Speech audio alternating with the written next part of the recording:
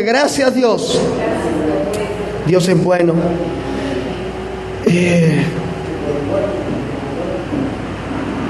Dice alguien, bueno y todo el tiempo. Gloria a Dios. Vamos a la palabra en esta mañana y le damos la bienvenida a las hermanas que están allí a través de, hermanas y hermanos que están allí a través de Facebook. Y los que estamos aquí vamos a gozarnos porque algo tiene Dios para nosotros preparado hoy. De eso debemos estar seguros. Él no es Dios de casualidades, Él es Dios de planes perfectos y es Dios de propósitos.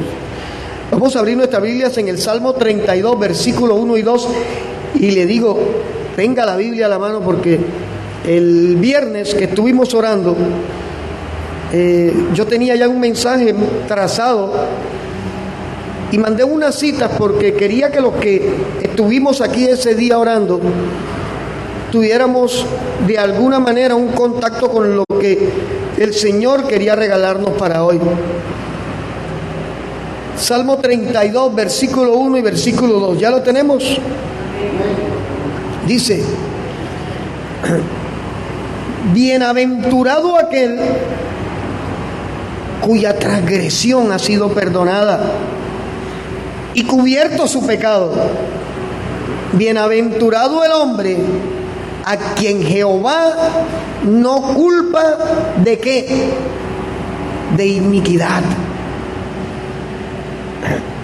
Cuando yo leí este pasaje, estos dos versículos, dice, y en cuyo espíritu, está con E pequeña, está hablando del alma del hombre, no hay engaño.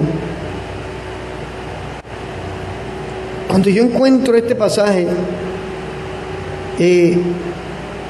estaba orándole al Señor porque yo tenía una cantidad de citas bíblicas, tenía un norte con respecto a la enseñanza que iba a llevar, pero necesitaba una meta, necesitaba un hacia dónde apuntaba todo lo que tenía. Y hay algo que es fundamental, no solo para los creyentes, sino para el mundo incrédulo.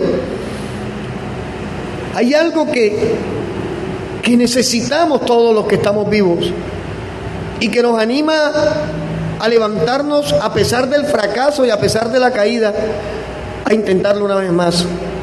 Y ese algo se llama esperanza. Si nosotros no tenemos esperanza, estamos muertos. No hay un norte, no hay hacia dónde mirar, no hay absolutamente una motivación, no hay nada en nuestro corazón que nos aliente a voy a intentarlo de nuevo. No es desconocido que en este momento la humanidad está en caos. Nosotros nos damos cuenta y estábamos compartiendo antes de empezar el servicio cómo la maldad pareciera que se hubiera acelerado de tal manera que por donde usted mira, por donde usted lee, por donde usted enciende un televisor, por donde usted ve un mensaje en las redes, todo lo que está mostrándose allí es, gracias amor, maldad.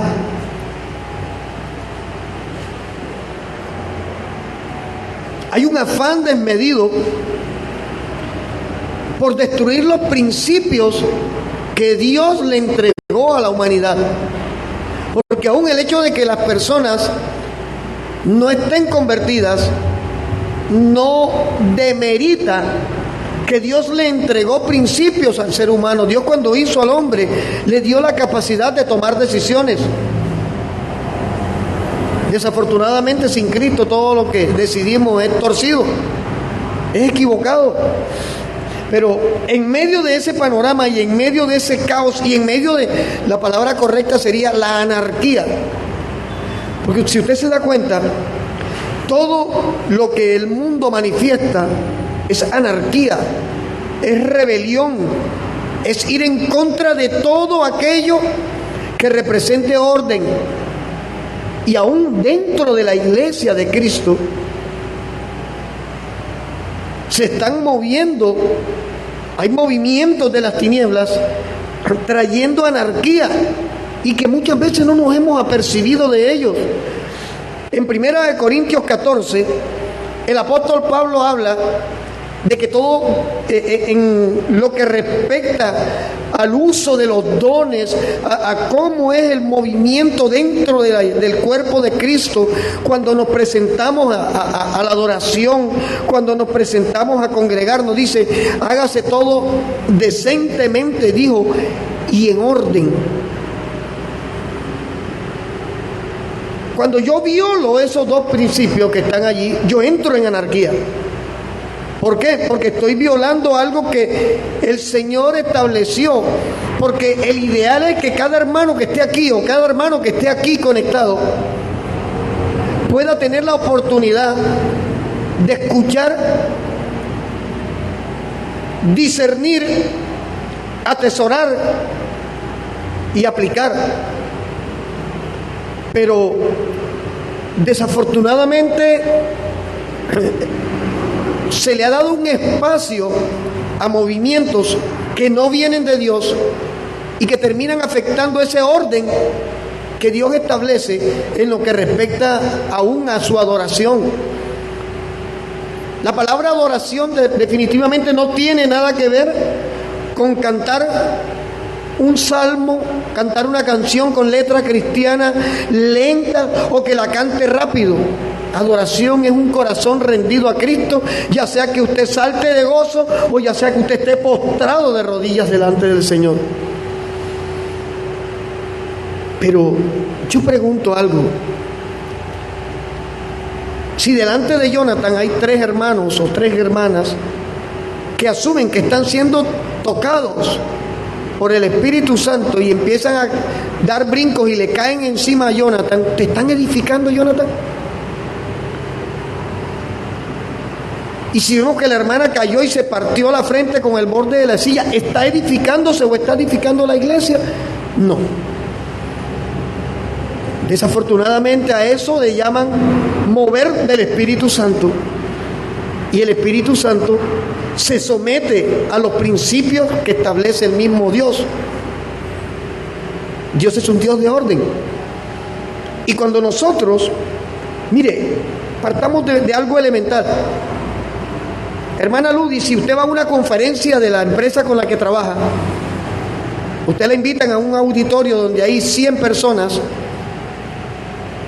la persona que está al frente llevando la charla del producto que usted vende se merece la atención, ¿cierto? Pero ¿qué tal que en medio de que esa persona les está dando una instrucción de venta o una clínica de ventas y todo el mundo está tirándose papeles, el otro está compartiendo el WhatsApp, el otro está hablando? ¿Se puede edificar a alguien allí? No, y estamos hablando de lo secular. Ahora, ¿cuánto más tenemos que entender que Dios tiene un orden en lo espiritual? Y que si yo me quiero edificar, yo tengo que estar en una condición en la cual mi atención, mi entendimiento reciba fruto. El mismo apóstol Pablo dice, allí en 1 Corintios 14, el que adore, dice, adore con el entendimiento. Dice, el que ore, ore con el entendimiento. ¿Por qué? Porque somos presa fácil de las emociones y de movimientos que han llegado a nosotros y terminan afectándonos, aún sin darnos cuenta. Jocosamente, y lo hemos compartido algunas veces, cuando mi esposo y yo nos convertimos, llegó a visitarnos un hermanito de la congregación donde íbamos, donde empezamos a congregarnos. Y lo primero que se enfocó fue en una pared que tenía mi esposa con unos... Nosotros íbamos a la feria artesanal y yo le compraba las catedrales de cada ciudad, las tenía allí. Y este hermano nos dijo, rompan eso porque ahí está Satanás. Y la rompimos porque no sabíamos. Porque se presumía que ese que vino allí, que fue de los que nos recibieron, que tenía años, sabía lo que estaba diciendo. hice un cuadro, me encargaron una obra y me hice un cuadro y le coloqué un rostro de una modelo, pero vino a visitarme otro hermano y cuando vio el cuadro dijo: pactaste a tu esposa a la prostitución. Allí fue cuando empecé a pedirle al Señor que me mostrara por qué yo no veía eso que él estaba viendo. Y yo le digo algo: si algo tengo claro yo, es que Dios es real. Es que su Espíritu Santo, su función de guiarnos a la verdad es real, es verdadera. Y cuando uno empieza a preguntarle directamente a Dios, se da cuenta que muchas veces con buenas intenciones, porque yo no voy a decir lo hicieron de mala intención, con buenas intenciones terminan haciendo cosas que no nos edifican. ¿Qué le pasó a Germán? Gloria a Dios. El salmista dice: bienaventurado aquel cuya transgresión ha sido perdonada y cubierto su pecado. Y yo creo que el plan perfecto de Dios es llevarnos a esa bienaventuranza. La bienaventuranza, decían algunos, esta es una doble bendición, es triple bendición. No, bienaventuranza es entrar en un gozo, en una aceptación total por parte de Dios hacia nosotros, de tal manera que podemos aceptar, soportar y entender cualquier circunstancia que estamos viviendo y que Dios ha permitido en nuestra vida. Al final la Biblia dice que la voluntad de Dios es agradable y es perfecta, aunque a la mía no le parezca.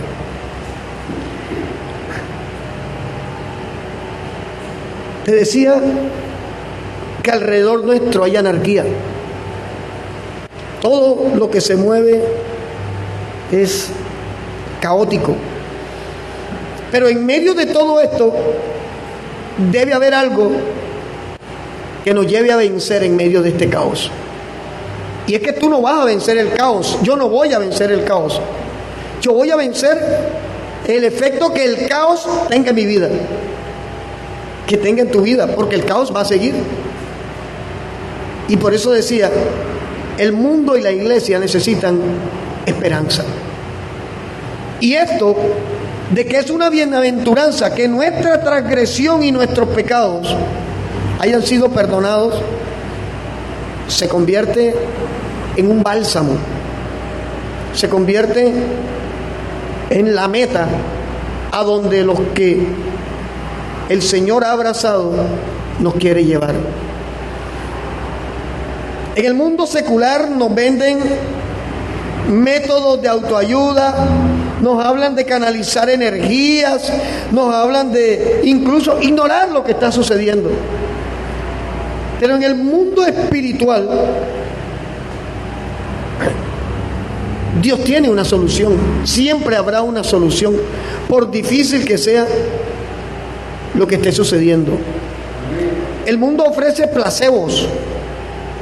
Los métodos que el mundo ofrece de autoayuda, de positivismo, de energías, de los ángeles, llama a los ángeles, estuvimos hablando, ayer estábamos hablando de Allan Kardec, ayer en la mañana, sí.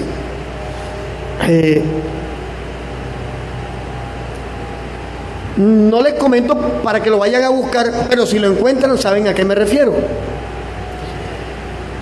En algún momento llevé una enseñanza acerca del Kybalión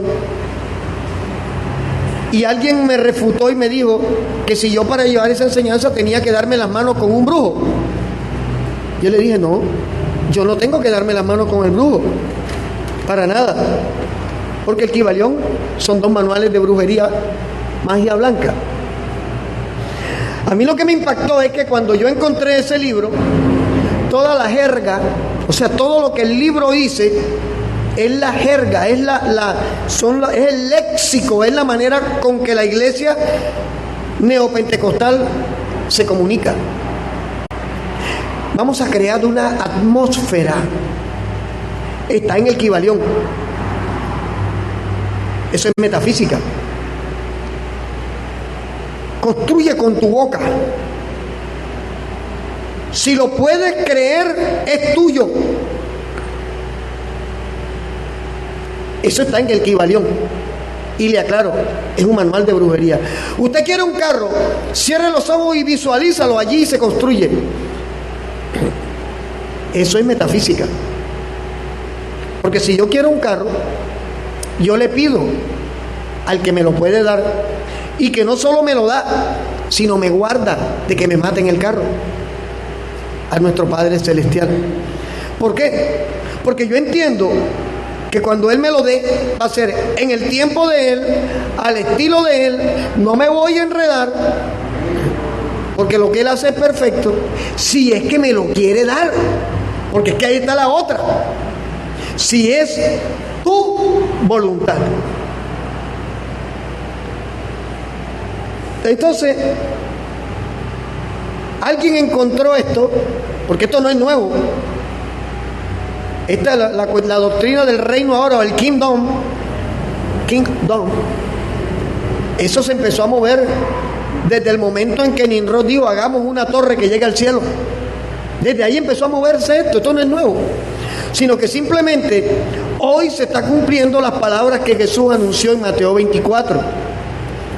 Entonces, toda esta cuestión de tratar de evadir una realidad que estamos viviendo es un placebo. Es como una persona que tiene cáncer, decirle: esta pastilla es la pastilla milagrosa, y resulta que tiene azúcar por dentro. Ahí lo que trabaja es la mente. Entonces, tanto el mundo incrédulo como la iglesia de Cristo necesitamos ese ingrediente irreemplazable. Necesitamos esperanza. Y esto de que nuestras transgresiones y nuestro pecado ha sido cubierto y las transgresiones perdonadas, si esto no es esperanza, entonces ¿qué es? Ustedes saben que, y nosotros sabemos, que el oficio de las tinieblas es hacerte sentir culpable. El oficio de los demonios es mandarte dardos de culpabilidad. Usted cayó, se arrepintió, le perdió perdón a Dios, pero el diablo va a seguir usando personas para enrostrarte que tú te caíste, para enrostrarte que tú pecaste, para enrostrarte la condición que tenías, para recordarte lo que ya tú le dijiste a Dios: perdóname. Eso es un movimiento de las tinieblas. Y cuando yo entiendo que tengo esperanza a pesar de la culpa, eso no tiene por qué afectar mi vida. ¿Por qué? Porque el enemigo va a tratar de que tú, aunque estés caminando rectamente, dudes de los mismos pasos que estás dando tú. Y va a usar a personas, va a usar cosas, va a usar situaciones para tratar de hacerte sentir mal delante de Dios. Pero resulta que la Biblia nos enseña que somos bienaventurados el día que le dijimos al Señor: mis transgresiones y mi pecado los pongo delante de ti. Y las personas te van a cuestionar: pero respóndeme. ¿Pero qué vas a responder?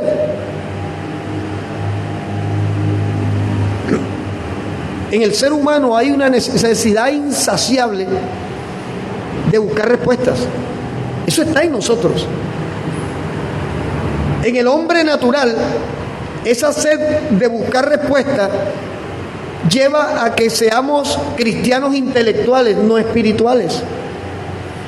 Porque al final, el mismo Jesús le dice a los discípulos: a ustedes les conviene que yo me vaya, porque les enviaré otro consolador, el cual lo guiará a toda verdad. Pero, y decía, ha habido movimientos que llegaron a nosotros que nos parecían buenos, pero que estaban equivocados. ¿Por qué? Porque es que ser espiritual no es estar diciendo gloria a Dios, aleluya, cada 10 minutos. Eso no es ser espiritual. Esas son frases que se convierten en muletillas muchas veces, pero que no denotan que una persona tenga comunión con el Señor.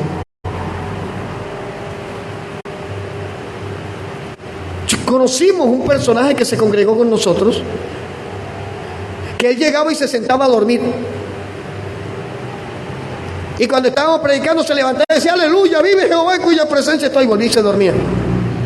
Y salía de los servicios a buscar a las 2 amantes que tenía, a maltratar a sus hijos, a sus hijas. Y fabricó de sus 3 hijos un caos. Pero él decía cada 5 minutos, vive Jehová en cuya presencia estoy. Entonces, no es lo que tú digas, es lo que está realmente viviendo en tu corazón. Segunda de Timoteo, capítulo 3, versículo 1 al 4.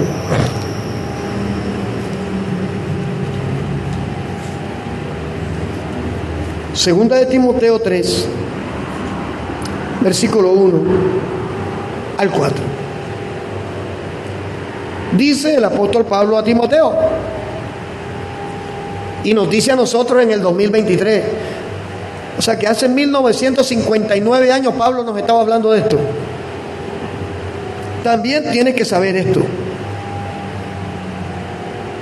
que en los postreros días vendrán tiempos, que dice allí, peligrosos, porque habrá hombres amadores de sí mismos, avaros, vanagloriosos, soberbios, blasfemos, desobedientes a los padres, ingratos, impíos, sin afecto natural, implacables, calumniadores, intemperantes, crueles, aborrecedores de lo bueno, traidores, impetuosos, infatuados, amadores de los deleites más que de Dios. Yo pregunto algo y usted me va a ayudar. ¿A quién le estaba hablando Pablo? ¿Al mundo o a la iglesia? O sea que esta lista que está aquí está dentro de la iglesia.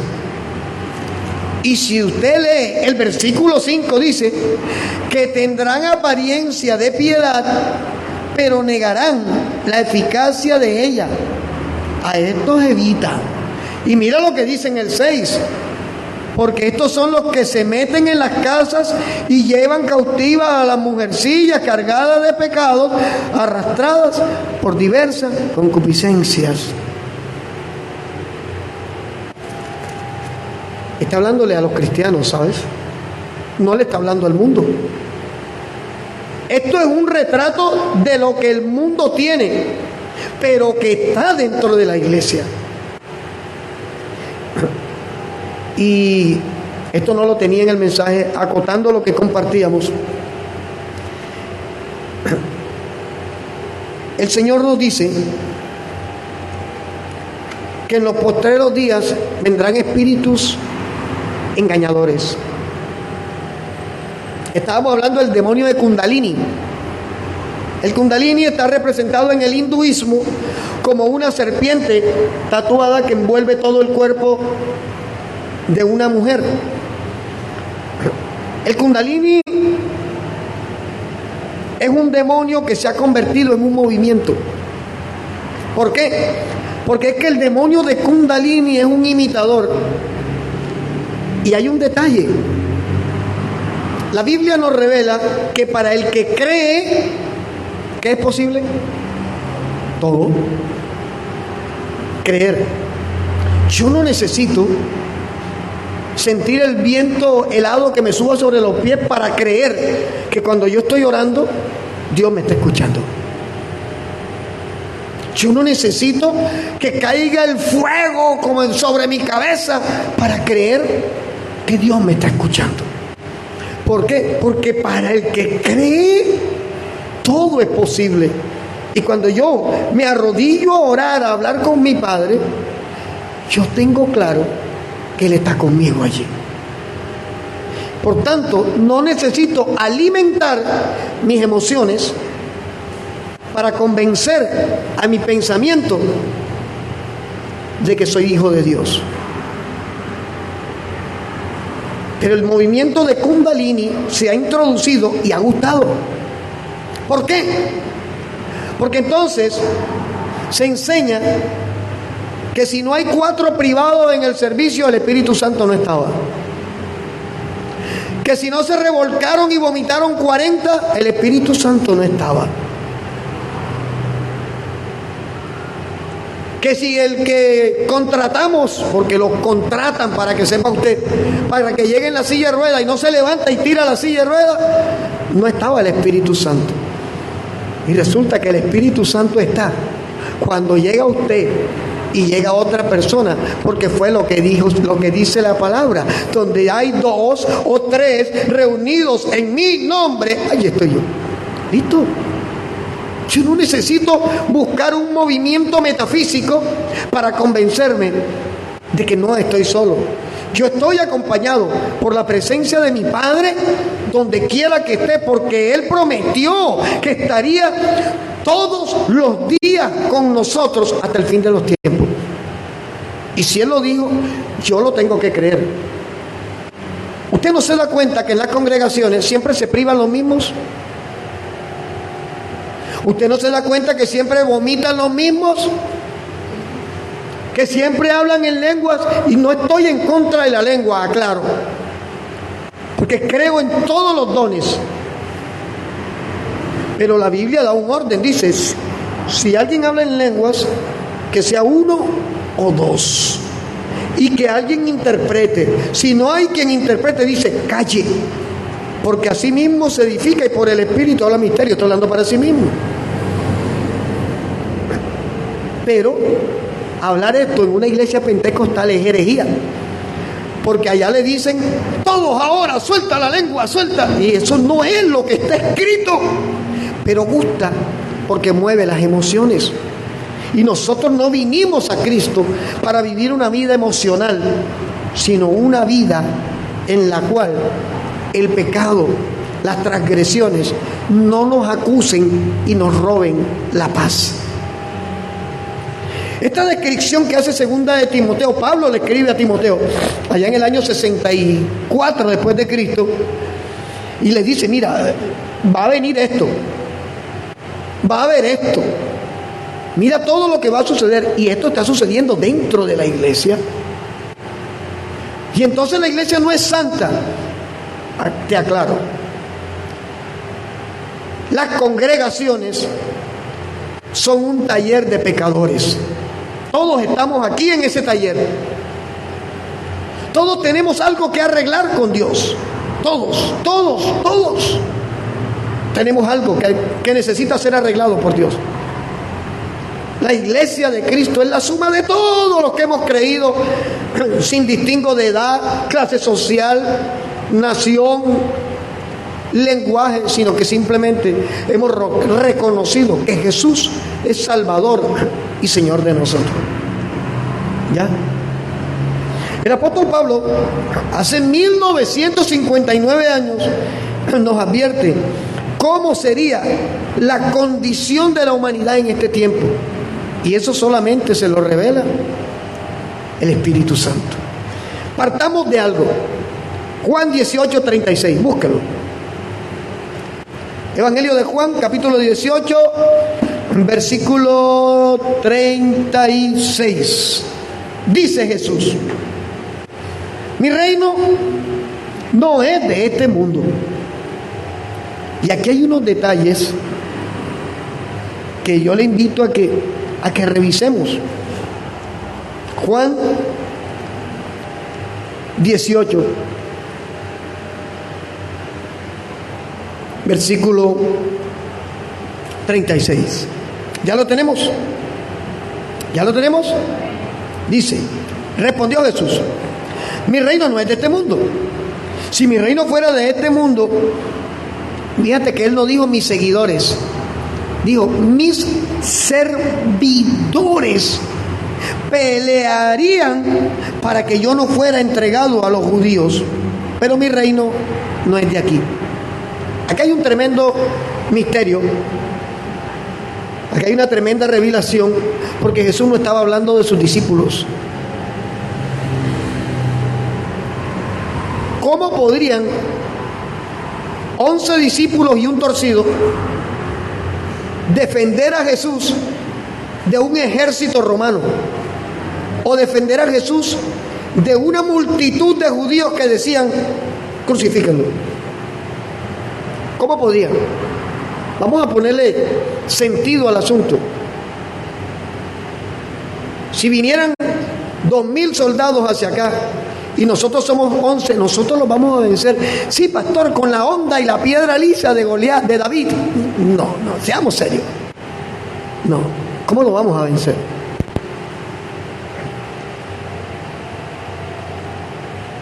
A una orden de Jesús, 100% Dios, 100% hombre, cuando Él estaba en la cruz, a una orden de Jesús, los clavos hubieran salido,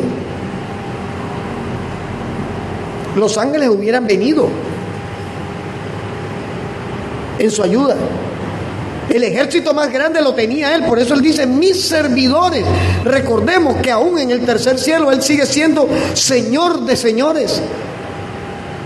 Sus servidores. Él no estaba hablando de los discípulos, porque los discípulos estaban en este mundo. Y Él dice: mi reino no es de este mundo. ¿A dónde quiero llegar con esto? La ciudadanía de Jesús no era de aquí, era de los cielos. Y hay algo que a nivel legal se llama ciudadanía por adopción. No sé si lo habrán escuchado el término, búsquelo. En Juan 1:12 dice el Espíritu Santo a través del hijo del trueno, como le decían a Juan. Dice, mire: a todos los que lo recibieron, a los que creen en su nombre, les dio la potestad de ser hechos hijos de Dios. Y en Romanos capítulo 8, versículos 16 y 17, mire, a los que creen en el nombre de Jesús, acabamos de ver, hijos e hijas de Dios. Listo. Y aquí Romanos 8:16 dice: el Espíritu, con E mayúscula, da testimonio a nuestro espíritu, a nuestra alma, con E minúscula, de que somos hijos de Dios. O sea que tu identidad y mi identidad con respecto a la paternidad de Dios en nosotros solo es posible a través del Espíritu Santo. Cuando usted entiende, cuando usted tiene esa revelación de que a pesar de que se equivoca todos los días, sigue siendo hijo, eso es por el Espíritu. Eso no es producto de metafísica ni de confesión. No. Eso es producto de la certeza que el Espíritu de Dios coloca en nosotros. Y dice el versículo 17: y si somos hijos, también somos ¿qué? Herederos. Herederos de Dios. Y aquí dice: coherederos con Cristo. Este es adopción, ciudadanía por adopción. Cuando alguien viene de fuera de Colombia, viene a nuestra nación y el Estado lo adopta como ciudadano, esa persona adquiere todos los derechos que usted y yo tenemos y todos los deberes que usted y yo tenemos. Ciudadanía por adopción no solo da derechos, también otorga deberes. Ahora, Jesús dice: mi reino no es de este mundo. Los servidores a que se refiere Él tampoco eran de este mundo, pero por adopción, al creer en su nombre, bienvenido hermano Noah, nosotros venimos a ser ciudadanos de los cielos en tránsito por la tierra. ¿Por qué? Porque al ser adoptados, al ser coherederos con Cristo, nuestra naturaleza también es adoptada en los cielos. Nosotros, Ahora somos hombres y mujeres, un saco de carne con el que nos identifican con rostro, nacionalidad, nombre, un número que nos identifica con la ciudadanía de la tierra.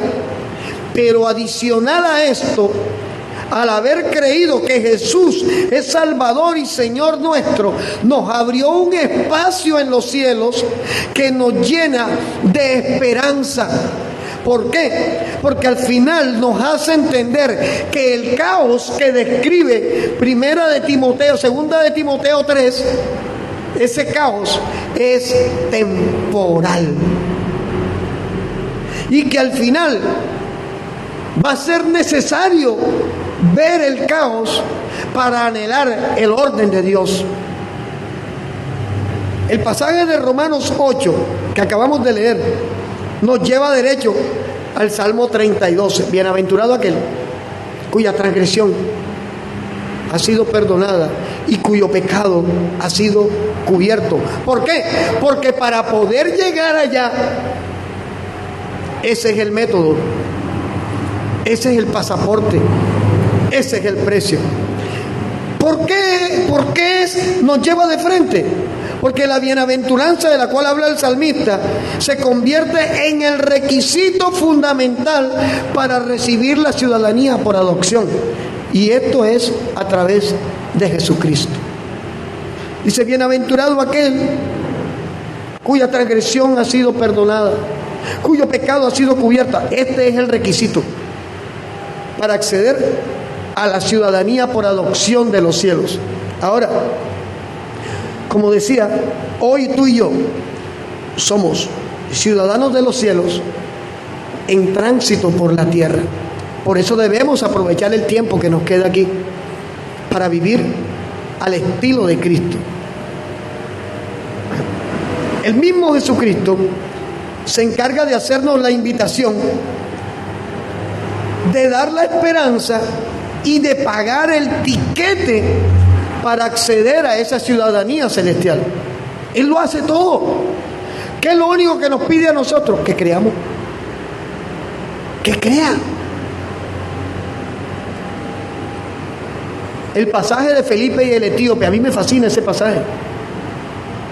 El etíope viene en su camello leyendo los rollos del profeta.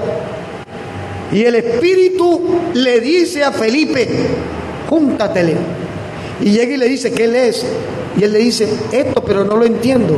Y empezó Felipe a predicarle acerca del bautismo. Y la pregunta que le hace este hombre africano, por cierto, el etíope, a Felipe es, ¿y qué impide que yo me bautice? Usted se imagina a Felipe diciéndole, bueno, en primer lugar, tú tienes que hacer un discipulado prebautismal. En segundo lugar, tú tienes que hacer un encuentro en el Hotel Hilton Garden, pagar 500,000 pesos por día para ese encuentro. En tercer lugar, tienes que hacer un post-encuentro y entonces veremos si te puedes bautizar. Usted se imagina que Felipe le hubiera dicho al etíope ese alma se hubiera perdido. Dice, ¿qué te impide que me bautice? ¿Qué le dijo Felipe? Que crea. Y ahí mismo, chuf, lo metió de cabeza en un estanque que encontró en el camino.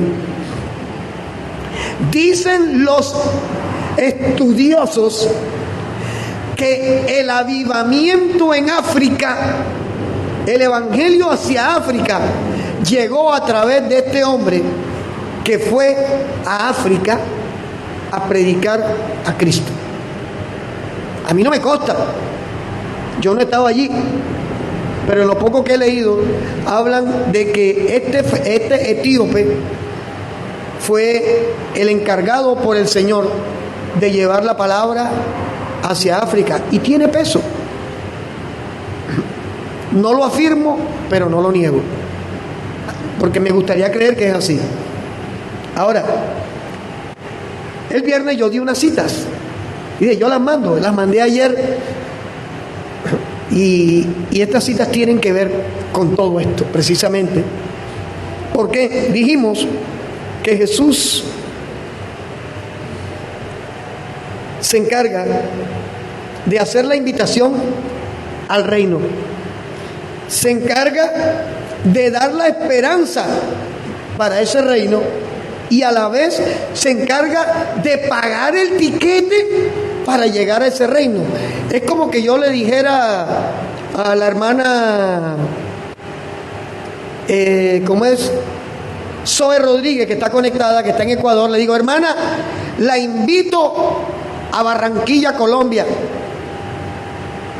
Aquí le voy a conseguir un empleo donde se va a hacer millonaria.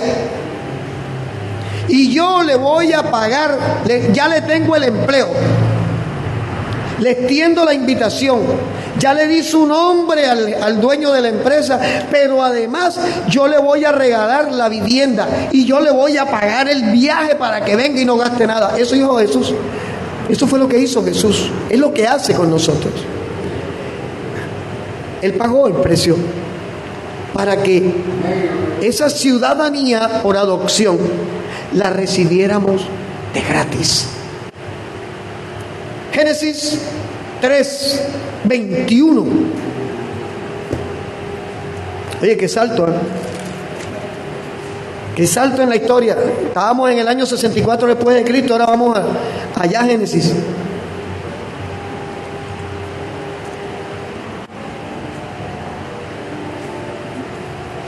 Génesis 3:21 dice: y Jehová Dios hizo al hombre y su mujer túnicas de pieles, pero no solo las hizo, ¿qué más dice que hizo?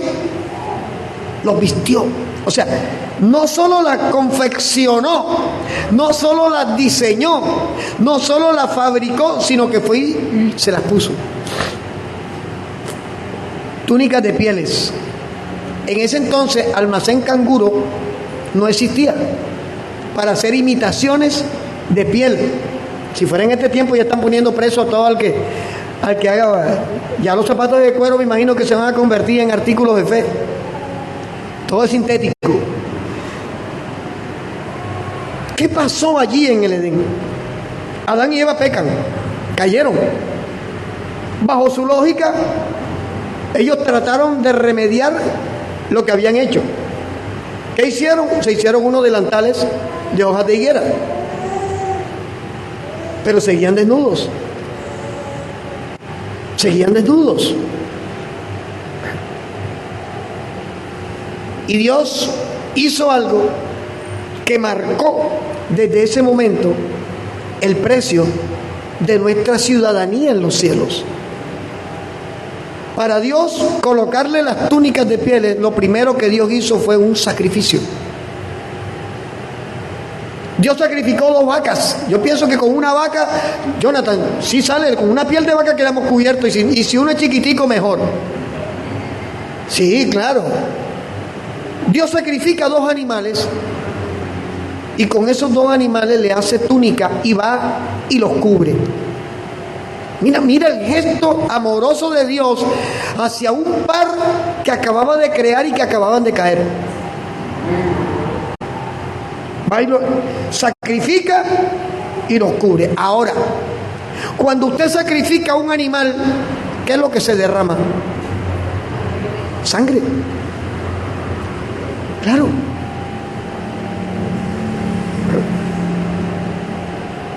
Génesis 4:4. Adán le cuenta a sus hijos y Eva le contaron a sus hijos lo que había pasado, ¿oyeron? Recordemos que la ley inicialmente era oral, no estaba escrita como después se recibió.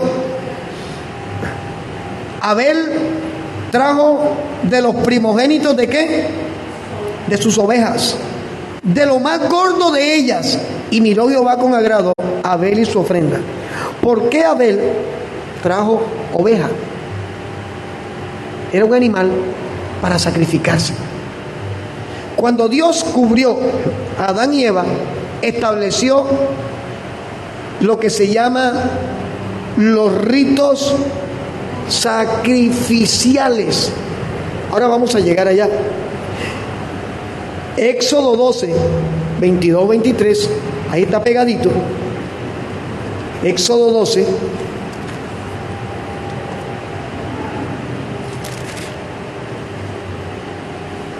22 y 23. Mira lo que dice. Y Moisés, ya saltamos de Adán y Eva y saltamos a Moisés. Y Moisés convocó a todos los ancianos de Israel y les dijo: saquen y tomen corderos de vuestra familia y sacrifiquen la Pascua. Y tomen un manojo de hisopo y mójenlo en la sangre que estará en un lebrillo, y unten el dintel y los dos postes con la sangre que estará en el lebrillo. Pero aquí viene por qué. Y ninguno de ustedes salga de las puertas de su casa hasta la mañana. ¿Por qué? Porque Jehová pasará hiriendo a los egipcios, y cuando vea la sangre en el dintel de los postes, pasará Jehová aquella puerta, o sea, no entrará, y no dejará entrar al heridor en vuestras casas para herir. Lo que demuestra que hasta el reino de la muerte está bajo el dominio de Dios. Satanás está al dominio de Dios, y eso se evidencia en Job. Tócalo, pero respeta su vida. Llévate esto, pero respeta. Satanás se somete al Señor. Por eso es que no tiene sentido estarnos dando puño con el diablo cuando Dios quiere tenerlo bajo su dominio. Y fíjese que allí en la celebración de la Pascua se sacrifica un cordero, se derrama la sangre, y con el hisopo la sangre manchó los postes y el dintel de la entrada de la tienda de los hebreos. ¿Para qué? Para que fuera señal al ángel de la muerte de que allí no podía entrar. Esto es un simbolismo. Esto fue un simbolismo. Levítico 4:4.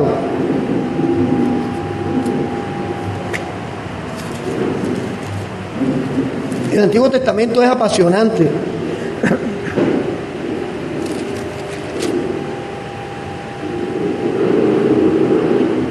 Levítico 4:4. ¿Ya lo tenemos? Ahora Dios, a través de este rito, porque era un rito, anuncia algo nuevo. Dice: traerá el becerro a la puerta del tabernáculo de reunión, delante de Jehová. Pondrá su mano sobre la cabeza del becerro y lo degollará delante de Jehová. Antes estábamos hablando, degollaban, manchaban, degollaban, rociaban la sangre sobre la gente, sobre el pueblo, que era la remisión, o sea, el perdón. Pero ahora dice: le pondrá la mano en la cabeza. Resulta que ahí mismo en Levítico 4, en el versículo 15, aclaran lo que es el sacrificio vicario. Por eso esto de que Francisco Bergoglio es el vicario de Cristo es una herejía, porque la palabra vicario es el que muere en reemplazo de. Ahora Dios da una instrucción nueva, le dice: pónganle la mano en la cabeza al que van a sacrificar. ¿Qué estaban diciendo? Este muere, derrama su sangre en vez de la tuya. Sacrificio vicario. Saltamos en la historia. Hebreos capítulo 9.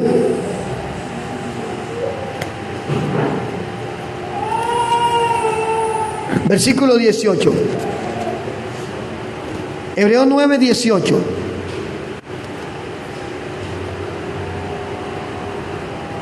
Vamos a leer desde el 16 para mirar en contexto. Hebreos 9, 16. ¡Costo mío! Hebreos 9, 16. ¿Ya lo tenemos?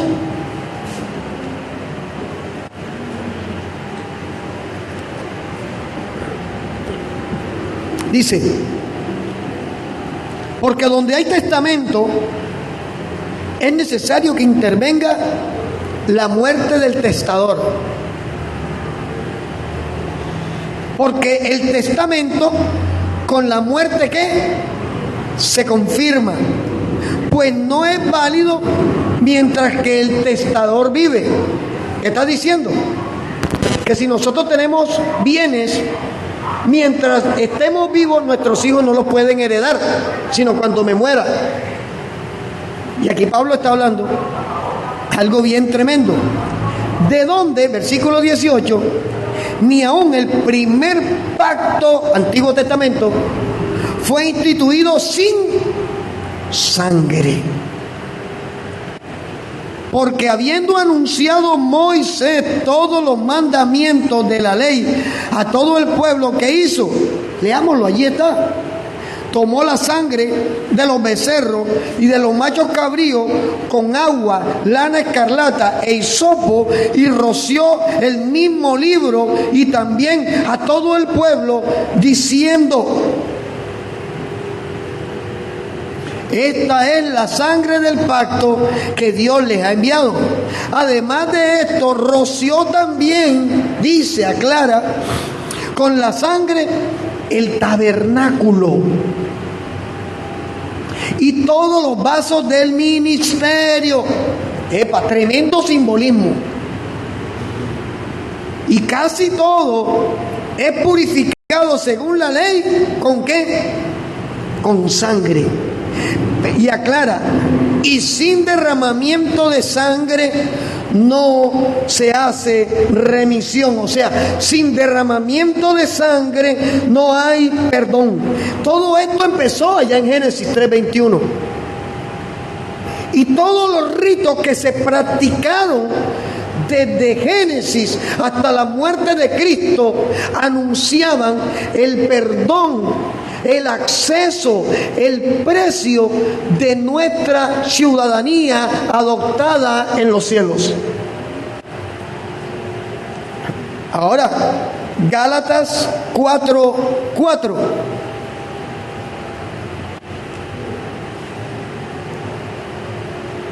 Pero cuando vino el cumplimiento del tiempo, Dios envió, mira, ahora clara, a su Hijo, nacido de mujer y nacido bajo la ley, para que redimiera a los que estaban bajo la ley, a fin de que recibiéramos la adopción de hijos. Pero hay otra perla. Primera de Pedro 1:18.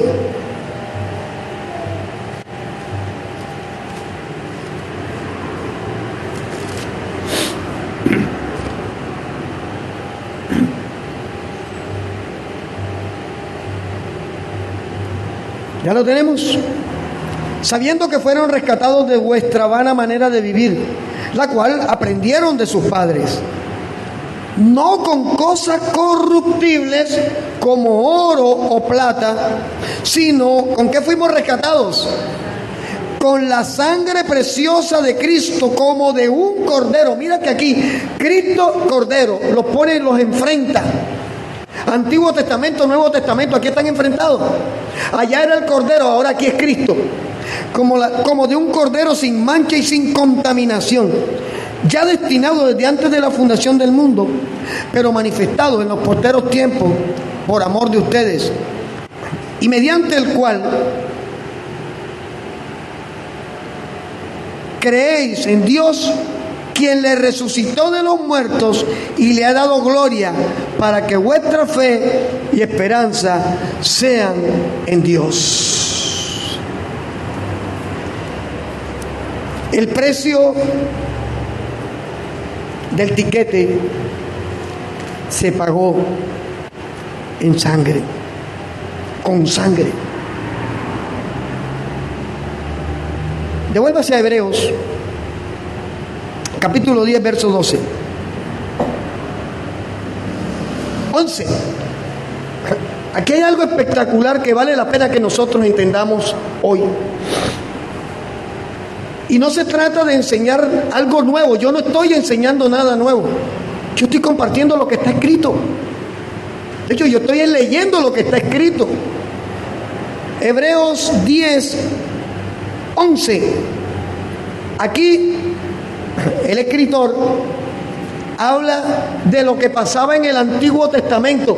Dice: ciertamente todo sacerdote está día tras día ministrando, ofreciendo muchas veces los mismos sacrificios. Pero ¿qué pasa? ¿Que nunca qué? ¿Cómo? ¿Que nunca qué? Que nunca pueden quitar los pecados. Aquí nos lleva de frente con algo. Cristo derramó su sangre ¿cuántas veces? Aquí está. Sigamos leyendo. Versículo 12. Pero Cristo, habiendo ofrecido una vez para siempre un solo sacrificio por los pecados, se ha sentado a la diestra de Dios, de ahí en adelante esperando a que sus enemigos sean puestos por estrado de sus pies. Porque ¿con cuántas ofrendas? Con una sola ofrenda hizo perfectos para siempre a los santificados. Mira, el precio de nuestra esperanza fue pagado con sangre. Dios anunció desde el Edén que solo por sangre perdonaría. Lo anunció en el Edén. Se lo enseñó a Moisés. Se lo enseñó a los levitas. Aclaramos, aquí en el versículo 11, el escritor de Hebreo está haciendo referencia a los levitas. Por eso es que nosotros en este tiempo no tenemos levitas, no somos levitas. Porque el sacerdocio levítico, dice la Biblia, no lo digo yo, era un sacerdocio que se moría. Se heredaba de un hijo, de padre a hijo. Mientras que el sacerdocio nuestro ahora, y es el que nos conviene, es el sacerdocio según el orden de Melquisedec, que no tiene principio, que no tiene fin, porque es eterno, porque nuestro sumo sacerdote ahora no es Eduardo, no es Iván, no es Germán, no es Oscar, no es Samuel, no es Carlos Torres, es Jesucristo. Y decía que muchas veces nos enseñaron con buenas intenciones cosas mal enseñadas. Porque acabamos de leer que Cristo derramó su sangre una sola vez. No más. No tuvo que hacer más nada. ¿Por qué? Porque Él cumplió en Él todo lo que Dios venía anunciando para que la humanidad accediera a esa ciudadanía por adopción de los cielos. Y nos quitó cargas. Los levitas, mire, yo tengo el afiche y lo tengo aquí en la iglesia, donde está todo el tabernáculo de reunión, desde los atrios hasta el lugar santísimo. Y entre el atrio y el lugar santo, no el santísimo, estaba el lavacro, estaba el altar de bronce, estaba el sitio donde el levita, y recordemos cómo era el vestido de los levitas, era de lino.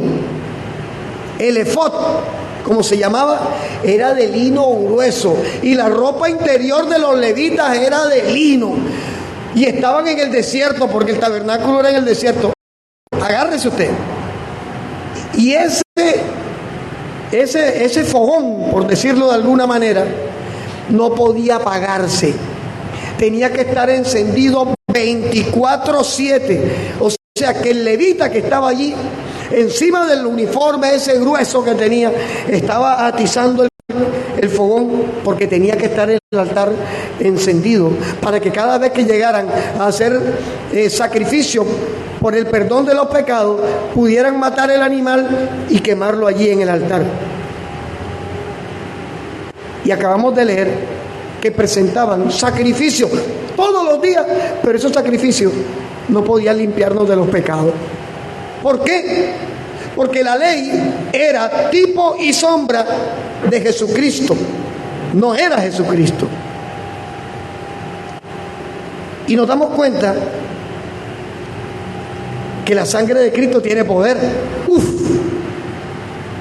¿Qué poder es el que tiene? La sangre de Cristo no es para echar fuera demonios. No, señor. La sangre de Cristo no es para limpiarme las canas, ni para que me traiga eterna juventud. La sangre de Cristo No es para regalar en la puerta de mi casa. ¿Dónde conseguimos una pinta de sangre de Jesucristo? ¿En qué banco de sangre habrá? Porque acabamos de ver que la derramó una sola vez. No más. Porque su sacrificio fue un símbolo de obediencia total al Padre, para que nosotros, al creer en Él y mirar hacia Él y creer que es el Mesías, Redentor, Salvador y Señor nuestro, todo lo que Él hizo permite que nuestra fe en Él haga que nuestro Padre en los cielos nos adopte como hijos. No hay plata en la tierra para ser adoptado en los cielos. No hay cosas que tú y yo podamos hacer para que Dios nos tenga un mejor espacio en los cielos. Solamente la sangre derramada una sola vez y con un solo poder. Porque les decía, ¿qué estableció Dios a través de los ritos en el desierto? Dios estableció lo que se llama la sangre sacrificial. O sea, la sangre de los animales que mataba era un símbolo de lo que Jesucristo iba a hacer. Si ya Jesucristo lo hizo, el símbolo no tiene sentido. Y eso nos quita peso. ¿Por qué? Porque muchas veces en nuestro deseo, buen deseo, en nuestra buena intención de acercarnos al Señor, terminamos distrayéndonos. ¿Por qué? Porque si yo voy a orar por la hermana Ruby, pues Señor, en el nombre de Jesús, aquí estamos reunidos, en el nombre de Jesús, Padre, te pedimos que mire la salud de mi hermana Ruby, que mire la necesidad de mi hermana Ruby, y creemos por tu palabra que donde hay 2 o 3 reunidos en tu nombre, que cuando nos ponemos de acuerdo en tu nombre, tú escuchas y tú respondes, amén. Ya no tengo más nada que hacer. De ahí en fuera, todo es retórica, todo es adorno. ¿Por qué? Porque queremos agradar a Dios, pero bajo nuestro método. Y a Dios lo agrado bajo el método de Él. Mire, nos hemos equivocado muchas veces. Y yo reconozco, cuando empezamos en el ministerio, cómo me equivocaba. Porque yo quería que la gente caminara con Cristo como a mí me parecía. Porque yo pretendía que todo el que llegara a mi casa tenía que ser como a mí me parecía que tenía que llegar. Y cuando Cristo nos enseñó que a pesar de que yo era una llaga podrida, me recibió, me limpió y sigue tratando con mi vida, entendí que yo no soy quien para ponerle reglas a nadie. Que al final, la soberanía de Dios, el poder de Dios y su misericordia son tan grandes que Él va a hacer lo que tenga que hacer, con quien lo tenga que hacer, no porque yo le ordene, no porque yo le diga que lo haga, sino porque en su corazón, eso es un antropomorfismo, Dios no tiene corazón, Dios es espíritu, sino porque en su corazón simplemente Él sabe que, por ejemplo, nosotros como padres, los que somos padres, anhelamos ver a nuestros hijos caminando en medio de un mundo caótico, caminando en victoria, caminando en bendición. ¿Qué precio pagó Jesús? Qué tremendo todo lo que Él hizo. Y termino con esto. Oseas. ¿Cuántos años hace que vivió Oseas? Y Oseas lanzó una palabra que le digo, todavía está retumbando después de Daniel. Oseas capítulo 6, versículo 6. Y esta palabra la dijo el mismo Jesús después.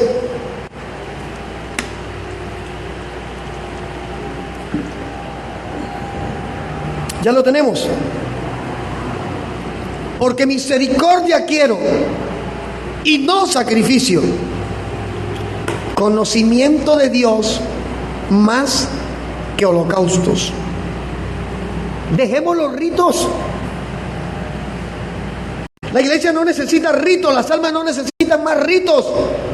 Hay personas que van a entrar por esa puerta que necesitan a veces simplemente un abrazo, que necesitan sentir que llegaron a algo que es real. Porque es fácil decir que somos iglesia, pero es difícil demostrarlo. Es fácil decir que tenemos el amor de Cristo, pero difícil demostrarlo.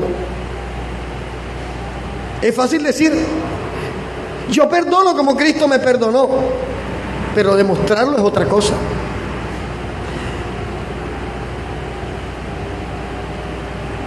Y hoy el Espíritu Santo nos hace una invitación.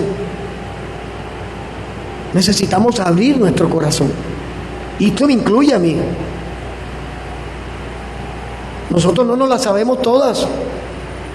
Me escribí alguien y me dice, o sea que ustedes en Nehemías tienen una doctrina perfecta. No, yo no tengo ninguna doctrina perfecta. Dios me guarde. Pero Pablo le dijo a Timoteo, oye, persevera en la doctrina que recibiste. Él no le dijo, tiene que seguir siendo pentecostal, cuadrangular, adventista, bautista, mormón, anglicano, católico y todo lo que se le ocurra. No. La doctrina que recibió Timoteo, ¿cuál fue? Que creyera que Jesucristo murió por los pecados, resucitó al tercer día, está sentado a la diestra del Padre intercediendo por nosotros. Suficiente. Si usted persevera en ello, usted recibe paz. Dios no quiere sacrificios. A Dios no lo impresiono. Mire, recuerdo que había un grupo hace como 6 años, amor, que me llamaban a la 1 de la mañana, 2 de la mañana. Vamos a orar porque a esta hora está el Espíritu Santo bajito. Yo decía, Dios mío, ¿cómo así bajito? Si a esta hora Dios nos escucha. Y vamos a orar, y aleluya, y barrabasaya, y cae. Yo decía, ven acá, pero yo tengo que trabajar duro. Y muchas veces me toca trabajar en la calle y llegar a mi casa, descansar media horita y sentarme en el caballete hasta las 2 de la mañana, 3 de la mañana. Y entonces Dios quiere que yo me levante a las 3:30 de la mañana, cuando tengo media hora de estar tratando de dormir, porque les digo, yo soy noctámbulo. Si no prendo la televisión no me duermo. Entonces me acuesto a las 3, prendo la televisión media hora y me van a llamar para decirme, hermano, vamos a orar porque esta hora es que Dios va a hacer. Entonces Dios nada más tiene un horario. El Dios en que yo creo es tan perfecto y tan bueno que cuando me estoy bañando me escucha. Que cuando estoy sentado en el sanitario, a Él no le importa el olor que salga de allí. Él mira mi corazón. Sí, suena cómico, pero hay que ser descriptivo. Cuando estoy trabajando, donde voy, yo voy, Señor, guárdame, Señor, guíanos, Señor, escucha, Señor, pon gracia. Si yo no creyera eso, sino que tengo que orar a las 3 de la mañana, le digo, la vida espiritual de nosotros sería raquítica. Pero son ritos enseñados con buena intención, pero que definitivamente se convierten en un sacrificio. Y el Señor dice a través de Oseas, misericordia es lo que quiero, no holocaustos, no sacrificios. Tenemos que aprender a descansar de la pesada carga que nosotros mismos nos hemos echado sobre los hombros y entender que nuestro primer ministerio no es el ministerio Nehemías. Mi primer ministerio se llama Familia Torres Morales. Ese es mi primer ministerio. A quien tengo que modelarle primero yo es a ellos. Porque si yo me muestro santo con aureolas y alitas delante de la hermana Ludi, de la hermana Ruby, delante de Saray, de Humberto, de la hermana Yaque, me muestro santo y van y se meten de sorpresa sin que yo sepa y me encuentran diciendo sal de frutas a todo pulmón o haciendo locuras allá en mi casa, van a decir, esto es vano lo que predica, este es un falso profeta, este es un mentiroso. Si tratando de hacer las cosas bien me equivoco, ahora tratando de impresionar a los de afuera, yo tengo que pretender impresionar es al Señor. ¿Por qué?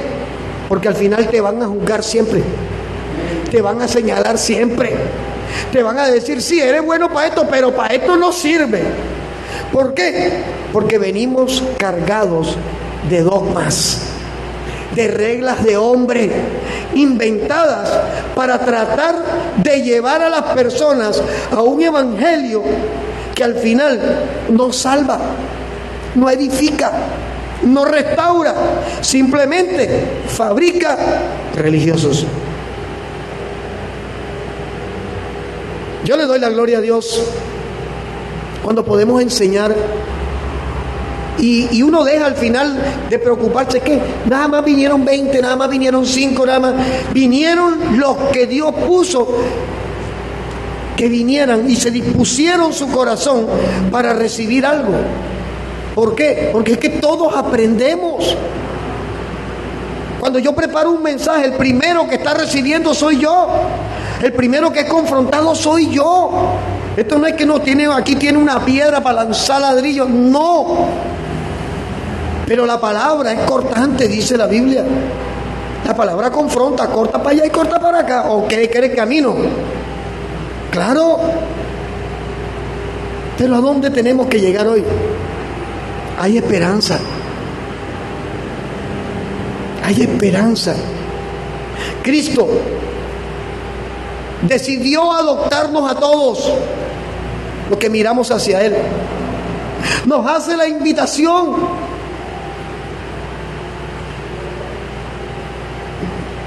Fabrica el método y paga el precio. Simplemente nosotros tenemos que decir, yo quiero, no hay más nada. De allí en adelante, listo, Dios usa el ministerio, Dios usa a la hermana, Dios usa al hermano, claro, porque Dios es un Dios de orden, perfecto. Pero hoy el mundo y la iglesia necesitan esperanza. Los que somos padres, vuelvo y repito, nuestros hijos necesitan de nosotros. El taxista que me trajo venía hablando con el Señor y me dice, mi esposa murió hace 3 meses, el Señor se la llevó. Yo, caramba, qué tremendo. Mi hija viene de Alameda a hacerme mi almuerzo y mi comida. Y yo salgo a trabajar porque si yo dejo trabajar, está viendo televisión, me va a matar. Y yo le digo, bueno, quiere decir que ella se fue adelante. Me dice, sí. Y tengo el reto, mira lo que dice, de que mientras me vuelvo a encontrar con ella, enseñarle a mis 3 hijas y a mi hijo varón que se pueden hacer cosas diferentes en la tierra. Y yo, wow, es tremendo. Esos son los detalles donde Dios te confirma, mira, lo que vas a enseñar, míralo. ¿Por qué? Porque queremos poner tanto dogma y tanta regla y terminamos estorbando. Me acuerdo una hermana cuando hace años estábamos en el 84, leíamos una palabra y ella saltaba y que yo cojo esa promesa, si alguien no la cogió, yo la cojo. Esto no funciona así. Las promesas son para el que cree, pero la misma promesa que es para la hermana Ludis también es para mí. Si ella la cree y la recibe, aleluya. Si yo no la creo, ese es mi problema, pero la promesa es para todo el que cree, es para el cuerpo. Dios no es exclusivista. Mira, hay un mundo esperándonos. Hay un mundo que necesita escuchar. Oye, te equivocaste. Oye, has tenido una vida enredada, pero ¿sabes qué? A Dios no le importa la vida que has tenido. En el buen sentido, yo tengo que enseñar eso. Nuestros hijos necesitan escuchar que a pesar de que se han equivocado, no podemos coger y tirarle la lápida encima y terminar de reventarlo, porque entonces lo perdemos. Nuestros hijos tienen que ver en nosotros que a pesar de que sabemos que se equivocaron, nosotros nos hemos equivocado también. Y que si Dios nos ha perdonado, ¿quién soy yo para maldecir o para dañar? Así de sencillo.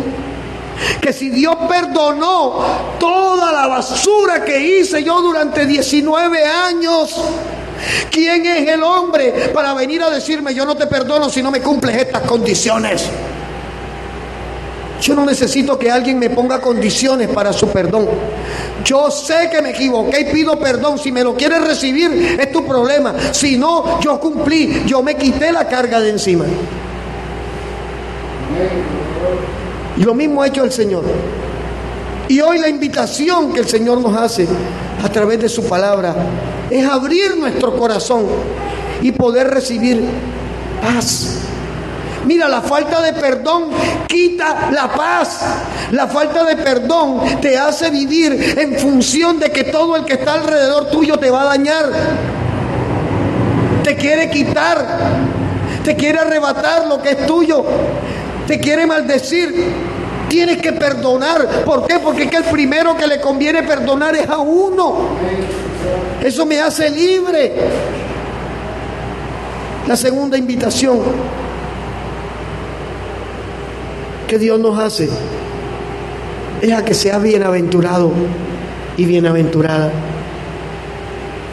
a que te hagas también ciudadano de los cielos. Tenemos que agradar primero a Dios y después al hombre, porque Dios te dará el método para agradar al hombre. Pero si tú primero tienes que agradar al hombre para después pretender agradar a Dios, estás en el orden equivocado. Y yo quiero invitarle a usted que está aquí, a usted que nos sigue aún allí, a que empecemos de nuevo. Quizás yo empecé con el pie izquierdo con algunos de los que están aquí. Quizás empezamos mal. Pero ¿por qué no intentar hacer las cosas de un modo diferente?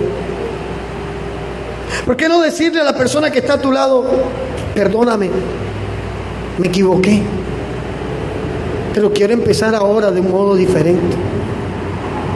Oye, te fallé, me diste la confianza y traicioné tu confianza, pero déjame empezar de nuevo, ¿sí? Vamos a colocarnos sobre nuestros pies.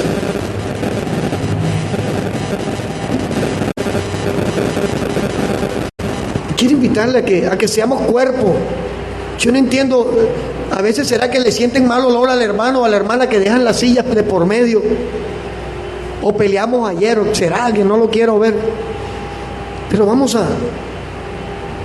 somos una familia en Dios. Ese himno me fascinaba en los bautistas. Somos una familia en Dios y nos amamos.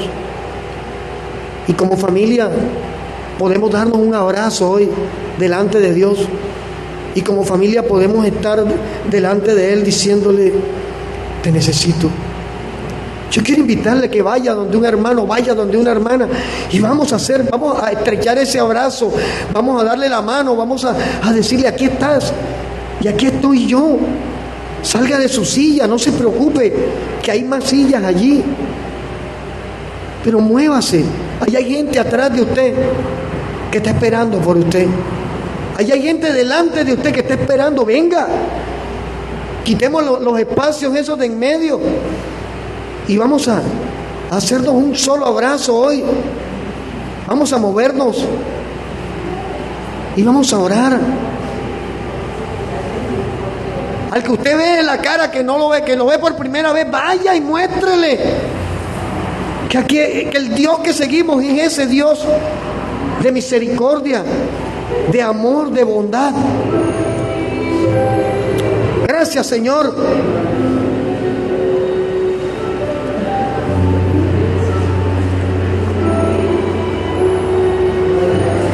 En el nombre de Jesús. Noah, tráeme a Noah, ven. Gloria a Dios. Vamos a orar, ¿sí? Bueno, ya nos fuimos, nos abrazamos, quedémonos abrazados.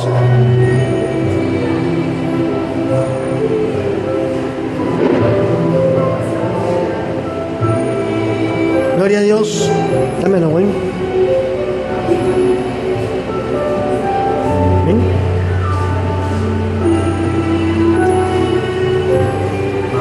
Gloria a Dios. Vamos a orar, ¿sí? Yo le invito a que cierre sus ojos allí donde está. Padre, en el nombre de Jesús, hoy te damos gracias por este tiempo. Te damos gracias por tu misericordia y por tu bondad. En el nombre de Jesús, nos presentamos cada uno delante de ti hoy. Presentamos a Noah delante de ti. Y asumimos en el nombre de Jesús ese compromiso de ser luz para su vida. Tu iglesia, Señor Jesús, está delante de ti en este momento. Y tu iglesia reconoce que te necesita. Reconocemos que necesitamos de tu abrazo constante, de tu sabiduría, de tu poder, de tu señorío, pero sobre todo de tu amor. En el nombre de Jesús te damos gracias y te rogamos que tu palabra hoy sirva para edificarnos, para levantarnos, para crecer, para avanzar, para testificar de lo bueno que tú eres.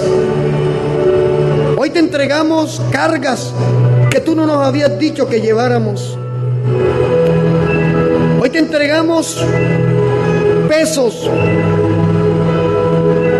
situaciones que habíamos tomado como propias, pero que entregamos delante de ti hoy. En el nombre de Jesús. Te damos gloria. Te damos gracias por tener misericordia. Oramos por cada uno de nuestros hijos. Oramos por nuestras familias. En el nombre de Jesús de Nazaret. Pidiéndote, Dios, que metas tu mano de poder, que restaures, que consueles, que derrames de tu gloria en cada hogar representado aquí, representado en esta transmisión, Señor, en cada hermano, en cada hermana que está allí conectado. La sangre de Cristo tiene poder. Ese poder es el que nos tiene aquí delante de ti. Su poder nos alcanzó. Su poder hizo que fuéramos perdonados. Su poder hizo que estuviéramos en un proceso. Su poder nos restaura. Nos ha levantado del lodo, nos ha lavado. Su poder nos da acceso a la ciudadanía celestial. Gracias te damos, Señor. Y recibe la gloria, recibe la honra, recibe la alabanza de la cual tú eres digno por los siglos de los siglos. Amén y amén. ¿Cuántos pueden decir amén? ¿Cuántos pueden darle la gloria a Dios? Gloria a Dios.